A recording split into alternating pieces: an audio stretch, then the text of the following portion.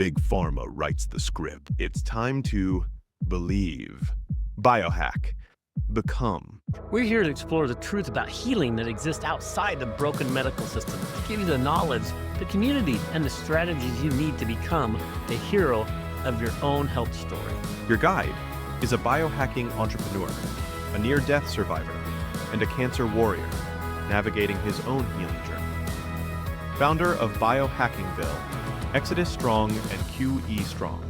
Your host, Rene. This is BiohackingVille, where the medical system has failed us. One man is leading the rebellion to reclaim. Hey everyone, this is Rob with BiohackingVille Podcast. So excited that you're here, but man, I'm not as excited to have you here as I am to have Julie here. Julie, how are you? I'm doing very well, thank you. How about you? I am great. Julie Alsaker is amazing. You just heard her intro, so I'm not going to repeat it, but she's got Lux Bioanalytics, is that correct?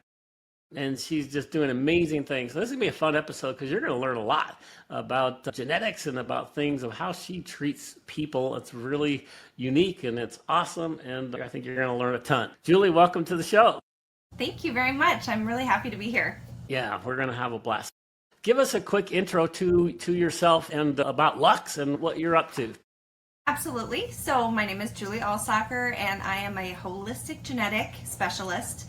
And I actually have several different titles that all really matter when it comes to the analysis that I do. So I'll just throw some out there. I do the genetics. I'm a functional blood specialist. I'm a traditional naturopath.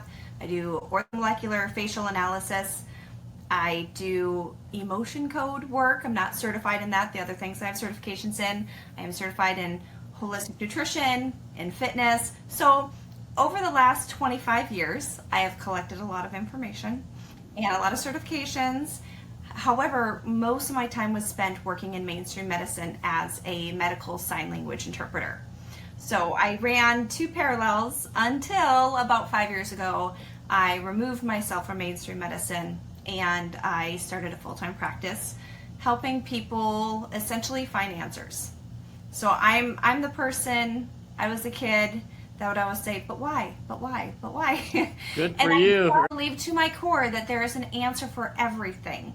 So I have become the person that when people are experiencing mystery symptoms or everything is normal, but they don't feel normal, they come to me, and primarily I glean a lot from genetics, but I can look at the blood work and all these things, and the body simply communicates. And my husband gets frustrated when I say it's so easy because he goes, it's not easy. Right. I'm like, if everything could just be as easy as genetics and blood work. And yet it's just because somewhere in my brain, God gave me this ability to see the outliers. It's not about what is obvious, it's what's about obvious to me. And I just connect these dots and it makes sense. And when it makes sense, it goes, well, of course it makes sense. Because our body is designed beautifully. And there's always an answer. And if we haven't found the answer, it means either the technology isn't there yet or we haven't looked in the right place. So we just keep looking. So that's what I do with each person that comes to me. I can't really say, this is my process, because my process is so individual. With one person, they might come in and I might sit with them for 3.5 hours while they just have to tell their life story, because that's the beginning of what they need to do. Another person wants to start out just talking about their blood work, and everything will come at the time that it's supposed to come for that person. That's beautiful. I love that you're treating people, holistically. That's a big part of my experience, is that the people that the current healthcare system is too specialized, right? It's like that you're specialized in helping with my right earlobe, that you're a specialist instead of someone's going to help me with my entire body. I love that about you and what you're doing. And I'd love to dig into the number of things. One, I didn't know anything about the facial thing. What was the facial thing? Orthomolecular facial analysis. And it's really interesting because it's looking at wrinkles as communication. Wow. Versus just aging. I'm that's the working title of my book right now, of my 5th book, is it's not just age. So we'll see if I stick with that. Ah, that's fun. But my main thing I wanted to talk to you about was the genetic work that you're doing, because that's so fascinating to me. It's something just in the last couple of years that I've been looking at to and learning and listening and trying to understand. And my gosh, to me, it's super complicated. I don't get it. I love that it's simple for you, right? I'm like with your husband. I'm like, what the heck? How could you figure that stuff out? I am fascinated just to learn more about what do you do from a genetics perspective, and what are the terms, and how do you explain it to a lay person like myself, and then what can you do with it? So let's just start off with the basics. So I'll start by saying that as I approach genetics, I do approach it from the concept of, that when you use a fire extinguisher and you spray towards the fire, towards the base of the fire, that the fire goes out. Now, I'm not going to be able to name every chemical component of the spray or the names of every chemical interaction between the fire and the spray. Nonetheless, I know that when you use this is the result. So that is one of the ways that I approach the genetics, is I learned that this is the function of this gene. Okay. If you have a variant in the gene, this is the physiological mechanism that tends to be impacted, and here's the natural way that we can support the body to naturally overcome this or support it. So if you want me to draw out a chart on the methylation process, which is very complex, I'm not going to be able to do it. If you want me to support your methylation process, so you have your energy back, so your brain fog is gone, so you can lose weight, so you can overcome disease, so that you can improve your immune system, easy peasy. So right. It's about, and I think this is where people get lost. They're like, oh, gee, it's just too complicated. I can't ever do that. Even practitioners, because I'm telling practitioners, learn this. Like, just pick up a book. Just learn what the functions are of these genes, because then you are going to change the speed of the outcome. And that's the big thing. If you're dealing, I brought up methylation because that's the big thing in my life. And yours personally, is that what you mean? Personally, my genetics. Okay, gotcha, yeah. Gotcha. And methylation is, to simplistically put it, is the process in your body that turns genes on and off. Let's just pretend that they turn on and off. We'll ignore the dials. So right now we're just going to go with switches. Okay. It turns the genes on and off. So if you have a tumor that you don't want to grow, you want your body to turn on the tumor suppressant gene. Right. If you want your immune system to produce a specific type of white blood cell so that it will fight this specific type of virus that needs a specific, right? There's all these specifics, and the body can turn on what's needed and turn off what is unnecessary or even will cause harm. So when you have a system that's broken, then the genes are not going to be turning on and off the way that they should be. And so you have a foreman of a construction site that is sleeping 40% of the time. And the workers are all there, and maybe even the resources are there, but the building isn't happening. Or it's happening incorrectly because the person that is supposed to be there is saying, hey, we're not doing that. We have to do this first. If you're doing it out of order, it's going to cause chaos. And the issue is that people have this from the moment they're born. Wow. So whether it's oxidative stress, whether it's a methylation cycle, whether it's your ability to detoxify, all these things, we can have a general idea of how your unique body is going to handle these systems that have to happen in order for you to live exceptionally well. We can know it from the day you're born, and then implement the knowledge that we have. Nature, medicine, all the things. We can implement what we know to support it from the day you're born. That's beautiful. That's beautiful. So that's why it's so important to do some genetic testing. Obviously, there's lots of things we can talk about with what you do. You have so many specialties and things that, with the, like you mentioned, with the blood work and the genetics work and the facial, wrinkle recognition. It's like, what the heck, Julie, you're amazing. And colors, right? You don't have any. I got super red. I don't. But if you're super red in your cheeks, that's some inflammation that you want to deal with. So. I love it. On the liver. This is fun. So how people get started, like with genetic testing? I know a lot of people in the patriot world were scared to death of the 23andMe people. Yes. You're sending in your genetics, and they're going to give it to the evil people, and they're going to take over the Yes. world, and all those types of things people were freaked out about. How do we make That's it? a really important consideration. There's a couple things to keep in mind.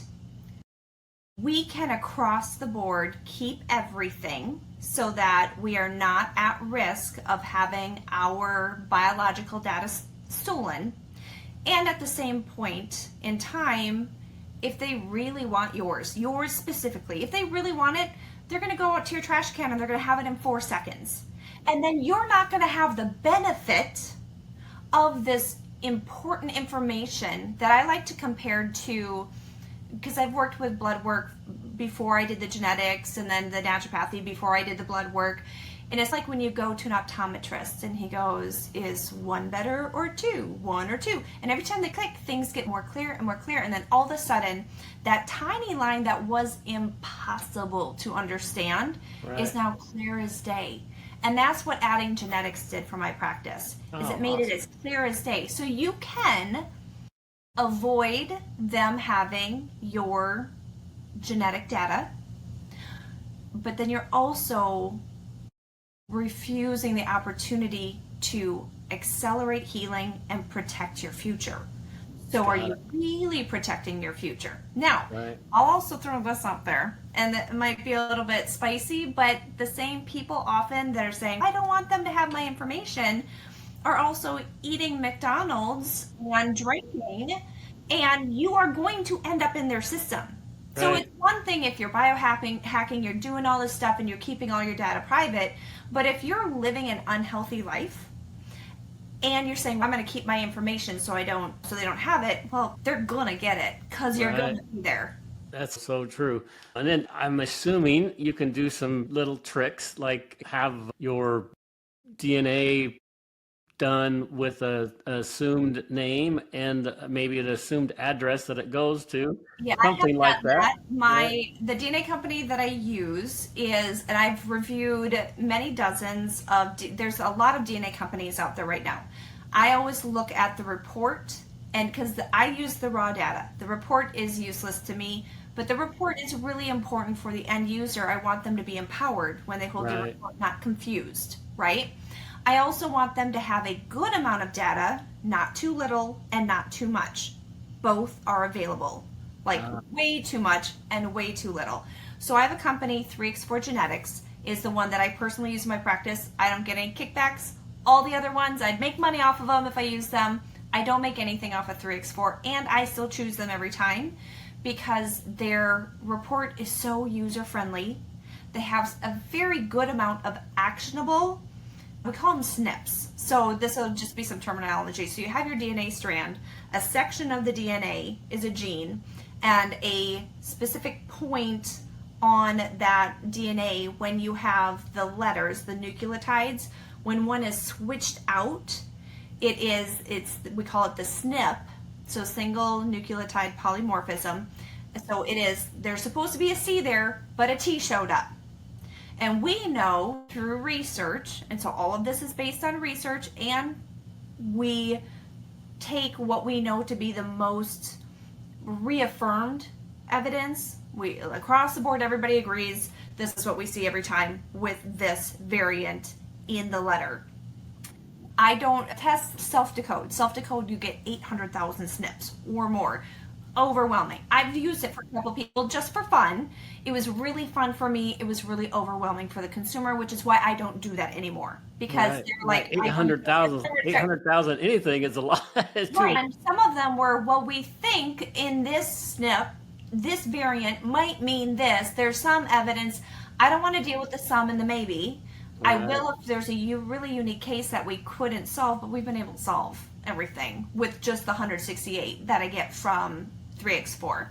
The other thing with 3x4 is I personally met and spoke with the CEO and the CSO. I don't know all their titles. Nonetheless, it's similar to working with you, right? I will recommend Exodus till the cows come home. God bless one, you. it works, and two, I know you and I trust you. If there's a really great supplement out there, but I intuitively go, this is not somebody I want to be aligned with, then I'm going to go find another great supplement because, yay, natural healing, there's thousands of options for us. Yes. So yes. it's important to have the whole package, which you guys have. 3x4 is the same. Awesome. It's a trustworthy company. It's a trustworthy process. It is trustworthy results. And I have my brother, he was just recently on the news this week. He's a cybersecurity expert, and he was dealing with some issue in our state, at our government, and he used it with his name. Now, I've had other people, and they love when I do this, but I've had other people use pseudonyms, and then I have it checked here, and then I send it to them, they send it back to me, and then I send it in. We can do it, but they don't keep your name connected. You become a number. Okay. Sometimes I sign. Sorry. I was a sign language interpreter. No, you're fine.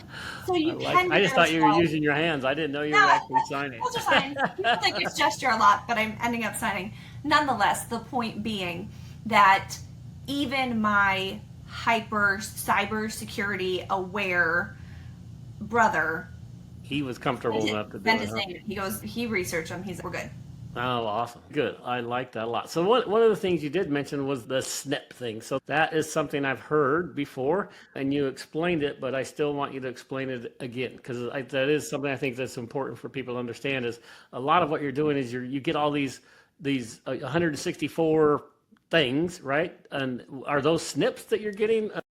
Yeah. So we call it a SNP, SNP, SNP. Okay. We call it the SNP, and it is the location on the gene where the letters are found. Okay. And for example, I'm trying to think. So there's a gene called the COMT.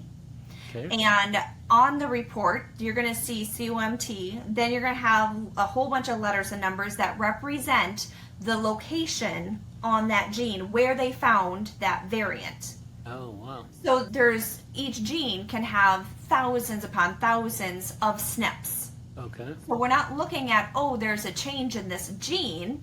No, there's a change in one tiny spot on this gene, and sometimes that one tiny spot on this one tiny gene has huge impact on your immune system, or on your detoxification, or on your mood and behavior. And these are things that I'll give an example. LEPR gene. That is a gene that helps regulate if you feel full after you eat, right? Yep. So when you get the report, I love 3x4 report. I wish I made money on them because I talk about them so much. But nonetheless, they have pictures. They have an pictograph report. And they show you a picture of a plate. Now on that plate is everything from a tiny little chicken drumstick to a plate that is full of food where you can't actually see the plate because the food is falling off. And that is the visual representation of if you have the normal SNPs, or the normal letters that are supposed to be there. Okay. Or it will show if you have what's called a homozygous. So if you have one from each parent, if they both give you a mutation, we call it a variant now because mutation has a negative connotation. Right. So if you get two of these variants, so you have two of the letters you're not supposed to have there, but they're both there. Now all of a sudden you have this plate and all the food is falling off of it. Oh, wow. So this is why it's important. My daughter, my youngest daughter, that is her picture. And it's more than just, there's several different SNPs on the LEPR, and so we talk about pathways where sometimes for methylation I'm looking at 13 different SNPs, 13 different genes that will have an impact on this process on the body. So sometimes it's one SNP, but sometimes it's, hey, if you have all these SNPs and you have several that are not in line with what they could be, then you'll have a greater impact. So when she was growing up, she would come up to me and she'd say, Mom, I'm so hungry. Holistic nutritionist. You're not hungry, you just finished eating. Drink a glass of water. Years upon years, I have said this to her. You are not hungry. Now, when I got her genes, she was hungry. She is hungry all the time. She does not get that signal saying, you're full, you're fine. not to anywhere near what I experience. And that is very in line with my husband's lineage with their body types.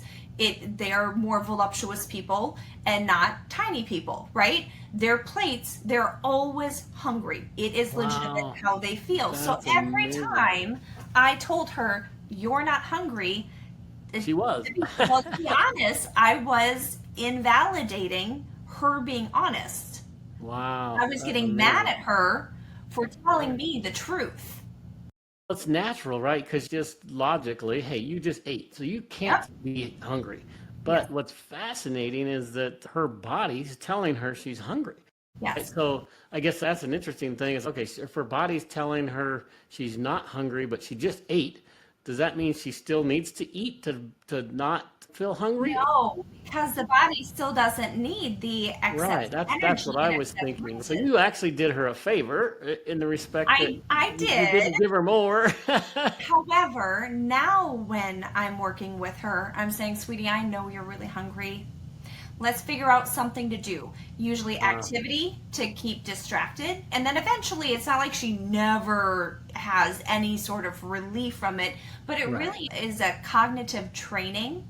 And this is why so I'm a person that my energy pathway, so for my weight, my genetics lean towards me gaining weight incredibly easy and it being incredibly difficult to take off.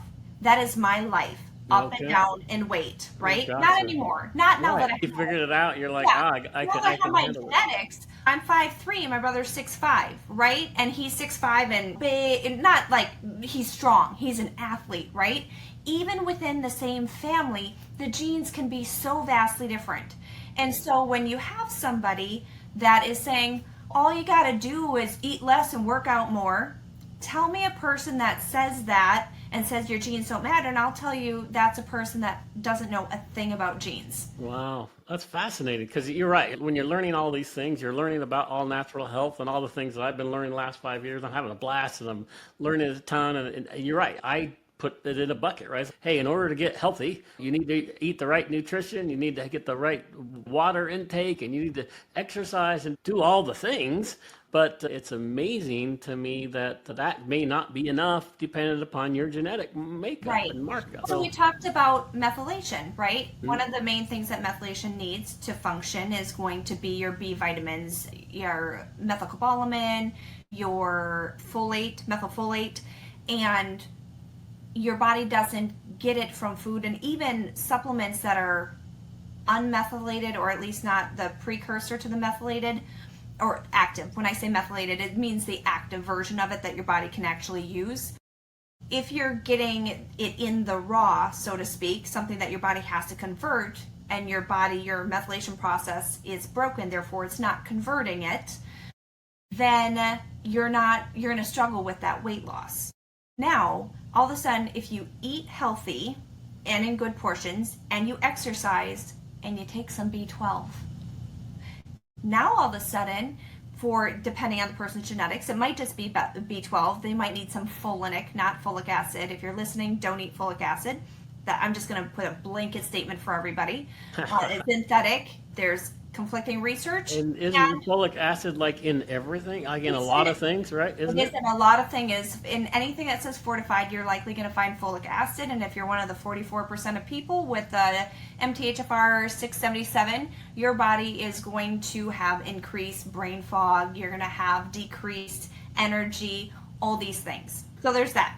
Okay. Go to Europe, eat their... Sorry to interrupt. That was just, I've heard of the idea, though, is the advice to eat well and exercise, it's really good advice. It's just not the whole picture. Support the methylation that is interfering with the body's ability to process the food that they're eating. That's reducing the energy that they have to even work out or to get results from working out. You give those nutrients, the additional ones, in a form that the body can use. Now all of a sudden, the eating well and working out works. That is amazing. I love it. I love it. This is so much fun because it's like I'm learning a ton. I've heard a lot about the the MFR gene, which is Yeah. I've heard people Very popular right call now. it what Yeah. it stands for, but Yeah. I wasn't sure what that meant, and that's just fascinating what you're saying. I need to go get my genetic workup done. I've been talking about it and saying, now I'm going to do it and going to do it, and I still haven't done it. So I'm excited because after this, I'm going to do it. And then what we'll do is we'll do another episode, and I will share with you my stuff, and you can go actually show us, like, here's your thing, and then that would be super fun. Not trying to get free advice from you, but I think it would be fun to actually see the report and see where I am and the things that I need to do to help, because that's the whole idea of what I'm trying to put together with this BiohackingVille podcast, to say, hey, there's so many different things we can do to help make your body amazing, right? It could be fun. But man, this genetic thing is a game changer, right? You are a perfect example of it. It's like you knew all of these things about blood work, and you knew all these things about the holistic health, and trained in functional medicine, and then all of a sudden you add the genetics thing, and then all of a sudden things start coming together, right? Easy and effortless. Easy and effortless is the best I can say. It is the easy button. And when we talk about all the amazing things that are out there, I have my wearables. I have all my sauna upstairs, right? I've got my vibration plate in the next room. I have a PEMF frequency machine upstairs that I sit, and there's all these fun things. And if I could choose one thing out of the dozens upon dozens, I'm just even looking around my office, all the things, the genetics, I think, and this could be because I'm in love with it. It's my love language. Genetics is my love language. I really think that if I had one piece of information to help heal a person, if I was only allowed one piece of information, I would choose the DNA test. Because you cannot have the root cause without the roots. And with technology today, that is the deepest level that we can go to, that's easily accessible to all of us. So cool. So cool. Yeah, this is a lot of fun. What else related to genetics? Is there anything else you'd like to talk about related to that? Or is there, because obviously we could talk for hours related to it, but is there anything from a general, just educational perspective to help people understand that you haven't covered? And should we jump onto the next topic, or what do you think? I would just say with genetics, something that's important is to look at it not just from the research standpoint, is this gene does this, therefore you need this supplement, right? Most people go genetics, supplements. And I like to look at the genetics and go, okay, if this isn't functioning, how is it showing up in my life? How is it showing up in my relationships? Is it affecting how I handle stress? Therefore, am I more snippy? It actually can impact so many different facets and this is why I do holistic genetics, and it's just a term I've coined, because it's not just the supplements. It is the way you think. I have this little guy. I don't know if you've ever followed Bob Proctor at all, but I haven't. Okay. So what does that mean? Okay. What is that? So this is actually from Dr. I think it was Furman. I always forget his name. He's from the 1930s. And it's this idea of you have your conscious, your subconscious, actions, and then results. And then these are the 5 inputs of you taste, touch, hear, feel, smell. So you have your outside inputs, but how 96 to 98% of our 60 to 70 thoughts daily are repetitive. They are the same thoughts we had yesterday and the day before and the day before. And therefore, and they're stored in our subconscious. They're called different things by different people, but I like to use the term that Bob Proctor used, Earl Nightingale uses it, Neville Goddard uses it, and it's the idea of, they call it a paradigm. It's just a habit of thought. And if you have the same thoughts, you're going to have the same actions. Therefore, if you want different actions, you need to have different thoughts. And so we have to take out some beliefs that we have, but you can never just take something out without it growing back. You have to replace it. So my soapbox for the last nearly 30 years has been that refined sugar is toxic. It is bad. I have 6,000 studies showing the different 52 physiological mechanisms that are impaired or affected negatively by consuming refined sugar. And so I'm not against sweets, give me the dates, give me the raw local honey, give me my maple syrup from my brother's trees, right? I'm not against there being sweets on occasion if your energy pathway indicates that you can handle it, because genetics. And at the same time, it is one of the hardest things for people to quit. They'll say, I'm not addicted, but I could never give it up. Okay. So if you are wanting to give something up because you know the evidence is there, you know that you're addicted. Let's, number one, face to face with truth, because we cannot remove an untruth if we don't recognize that it's an untruth. So the idea with this is that you're going to put in a new truth. I go to weddings, I haven't had refined sugar for, I can't even remember how many years, right? It's just not even a struggle. And it never was once I took out that, that's okay in moderation, huge fat lie. It's okay in moderation. I pulled that out, and instead I put into my head, I am not a person that eats refined sugar, because I am not a person that hurts myself in moderation. Ah, that's very and so good. Once you implant that new thought habit and you repeat it and you repeat it and you repeat it, now all of a sudden you being the person, even you can even pull the lie out that I'm not a person that could stick to anything. I'm not a person that can make these big changes. And this is me pulling these bad thoughts. You're pulling those bad thoughts out. You pull them out, and then you get to put replace it with a positive one. Good in, and that has to be repeated. It's a practice. But then all of a sudden, you're not a person that can't commit. You're a person that easily and effortlessly walks past the donuts. You're a person that easy and effortlessly, we don't eliminate, we elevate, right?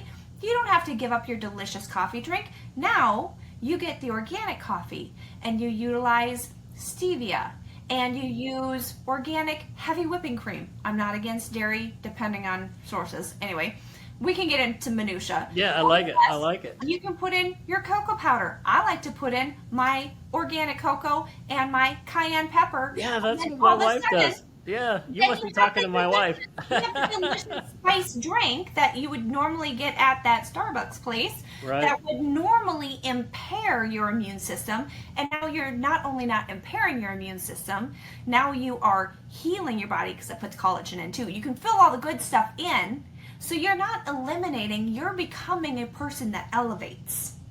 You know what? I want to just emphasize a couple of things you mentioned, because I literally, personally have gone through that exact thing. I drank alcohol every day for 25 years, probably. Long time, right? So it was a habit, something I just always did, and I was very functional alcoholic. If you want to call me alcoholic, great, whatever you want to term. I'm 7 years sober, so I'm praise the Lord that I am. But the interesting thing about that is when I did remove that, to me, I'm such a stubborn person. I got well, and I said, I'm going to stop.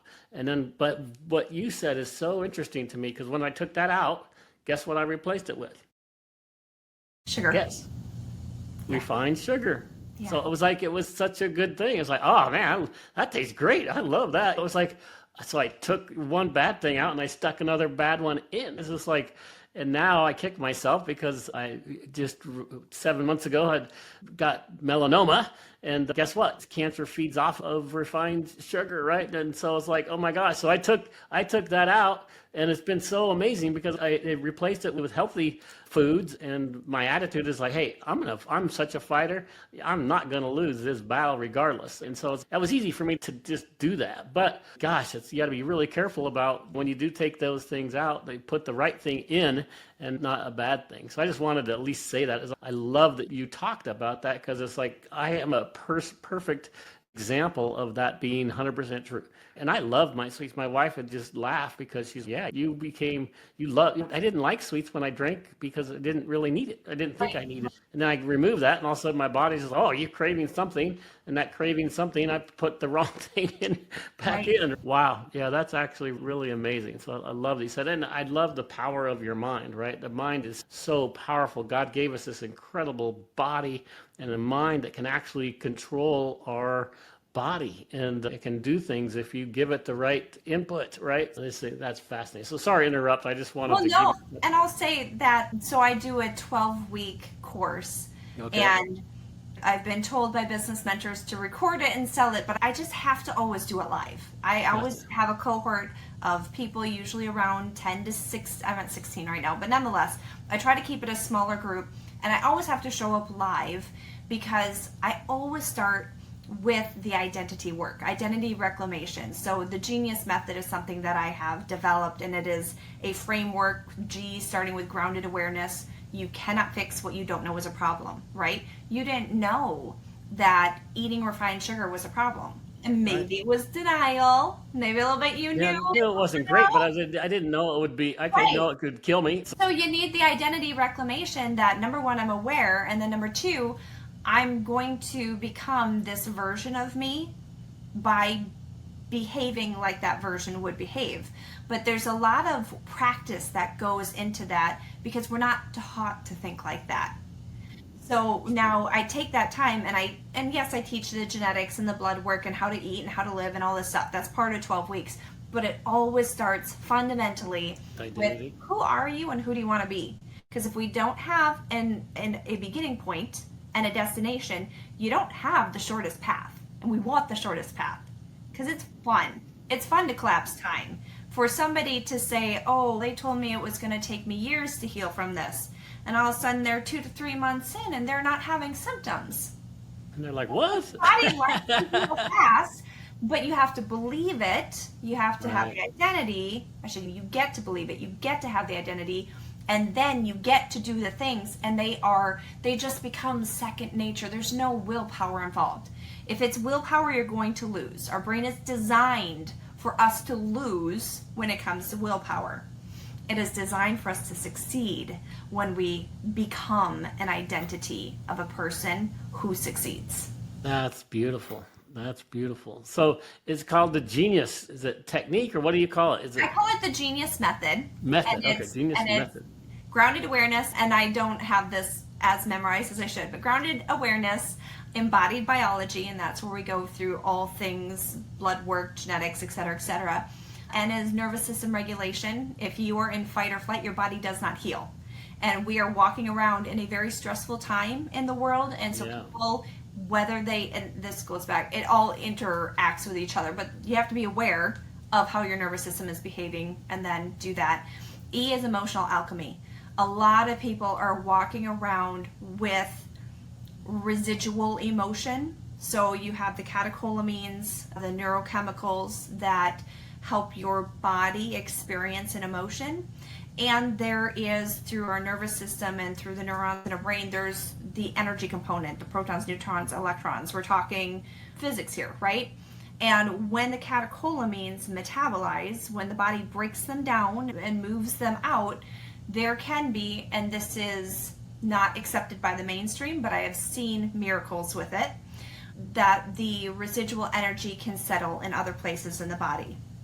And so I do muscle testing, and it always starts, because I'm a believer, it always starts with a prayer. It is done very, very systematically, but we find where the energy is, we remove it using a magnet. So if anybody's familiar with the emotion code, it's very much a physical process. So we remove the energy, and it is immediate when people experience that emotion being removed.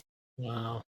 And this is where I encourage people. It's really easy to do all the really widely accepted things like blood work, even genetics. That's really easy to do. Yep. It's harder for people to be willing to do the energy and do the emotional part of it, and yet that is how we are designed. We are 99.999% energy and 0.0001% substance. That is so fascinating. From a subatomic level, so let's not ignore physics. Yes. It gets mind-boggling, and it is provable. So that's why I give that little explanation after emotions, because usually people are like, I'm out. I know, like literally. I'm not gonna do that. Yeah, people are like, uh-oh, she's going into woo territory. But that's so important because God made our body so incredibly cool and wonderful that scientists still haven't figured out everything, right? Which is so neat. The aura and how our energy system works and how it interacts with different Our frequency being measurable 9 feet out from our body because of the number people, of when you say that, they're like, oh my gosh, you're crazy. And I used to think the same thing. I'm Yeah. like, oh, come on, give me a break. I Right? will That's so always, if just, you want to take the long road, you can take the long road. If you want to feel amazing beyond what you ever imagined, then come with me. there you go. I So love it. that is the emotional alchemy. The I is the identity reclamation, like I talked Okay. about. U is unburdening the body. The average adult in America has over 800 man-made chemicals in their body. The average baby is born with over 235 man-made chemicals in the umbilical Wow. cord blood. Wow. We Just through their assault- mom. Yeah, just through the mom. We are assaulted. I can't go for a walk in my neighborhood without, I'm a canary, right? My genes, I feel, smell, everything. With people that have sprayed their lawns, all of a sudden, boom, I got to come home and detox. That's So amazing. unburdening the body is taking that low-hanging fruit, the easy stuff. Don't cook on Teflon pans, right? If it's nonstick, switch to stainless steel, switch to cast iron, switch to something that isn't going to inadvertently be poisoning your body because you got enough to deal with without dishing it in yourself. So I teach different ways of how to unburn the body, and then S is soul-led integration. And Is that what? is soul-led integration. Very good. And this is where we have this new identity, we have this new existence, because when you feel this good, all of a sudden you are just drawn to the other group of people. The whole biohacking world, it's a different type of people. Yeah, right? for sure. In the best way, because when you have this much energy, I have more energy at 45 than I did when I was in my early 30s. Thank you, genetics, right? If I fix methylation, all of a sudden I've got access to all my energy.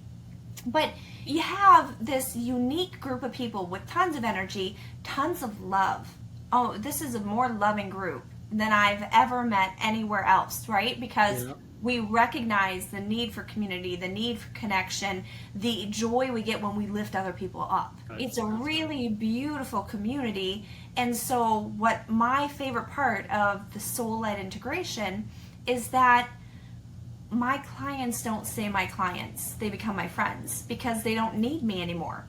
They are now, they know how to stay well. Yeah, I'm there if they have a question, if they need down the road to ask, but my business mentors are always like, you have the worst business model because your people get better. And then, but you know what? I have the best because I have so many amazing friends. I have friends all over the world that I get to go and I get to see them. And yeah, they used to be clients, but that's one of the beautiful things about not being a doctor is as a holistic, natural practitioner, I do Marco Polo with my clients. My one-on-one client. Oh, is all Marco Polo? Yeah. They can contact me multiple times a day, and they do. And I will be in my robe with my bed hair, with my makeup from yesterday under my eyes, and I'll answer their questions. I'll connect with them because we are so personal because we get to be. And that's soul-led integration. You just don't care about being perfect anymore. Show up. Well, that's beautiful. And you're doing things, I think God is going to bless you in ways that you will never understand just because of the heart that you have to